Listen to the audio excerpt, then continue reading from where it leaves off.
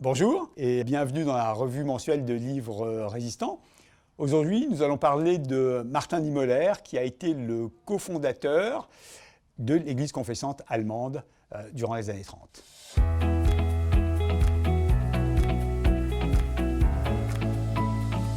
Quand ils sont venus chercher les communistes, je n'ai rien dit parce que je n'étais pas communiste. Quand ils ont enfermé les sociodémocrates, je n'ai rien dit parce que je n'étais pas social-démocrate. Quand ils sont venus chercher les syndicalistes, je n'ai rien dit parce que je n'étais pas syndicaliste. Quand ils sont venus arrêter les juifs, je n'ai rien dit parce que je n'étais pas juif. Mais quand ils sont venus me chercher, il ne restait plus personne pour protester. Ce poème est un bel exemple d'engagement et résume la philosophie et l'action de Niemöller. Mais Niemöller n'a pas toujours pensé comme cela. Pendant la Première Guerre mondiale, il est officier dans un sous-marin, stationné en face du port de Dakar, avec comme objectif d'empêcher les bateaux français de sortir pour rejoindre la France. Et à ce moment-là, un paquebot avec des passagers civils veut sortir. Il y a une hésitation, le sous-marin de Niemöller l'empêche de sortir, et puis finalement il reçoit l'ordre de se retirer, il se retire, le paquebot s'en va et rejoint la France. Ce paquebot, cette occasion, c'est en fait la première rencontre,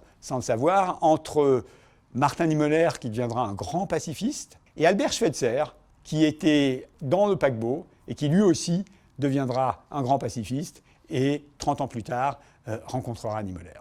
Martin Niemöller est le fils d'un pasteur luthérien et lui-même décide de faire des études de théologie. Le milieu des pasteurs luthériens en Allemagne n'est pas un milieu très progressiste. Ils sont dans l'ensemble, comme la plupart des pasteurs luthériens de l'époque en Allemagne, assez conservateurs. Il s'engage dans l'armée, il devient sous-marinier, il devient officier, il sort gradé, puis il essaye un peu autre chose que l'armée. Il ne voulait pas en faire une carrière et finalement décide de devenir pasteur. Au début des années 30, cet homme qui est un conservateur classique, assez favorable au régime nazi, Niemöller est donc un soutien affirmé et public de Hitler et des nazis. Et puis vers les années 33, quand la montée en puissance du parti nazi s'opère, il commence à y avoir des divergences. Les nazis veulent expurger l'Église allemande des pasteurs qui sont non-ariens, donc en fait d'origine juive.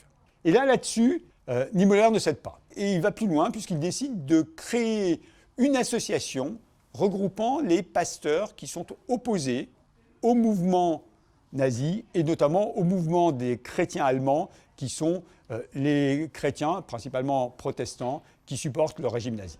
Cette association regroupe assez rapidement plusieurs milliers de pasteurs, jusqu'à un tiers en fait des pasteurs allemands. Et c'est cette association qui devient la fameuse Église confessante, donc l'Église opposée au Reich. Bien sûr, cette activité n'est pas pour plaire aux autorités de l'époque. Très vite, Niemöller sera inquiété, arrêté et envoyé en camp de concentration en 1937. Il y passera toute la durée de la guerre et sera libéré quand les Américains libéreront le camp. À sa sortie de camp, il devient un pacifiste convaincu et travaillera jusqu'à la fin de ses jours à reconstruire l'Église allemande.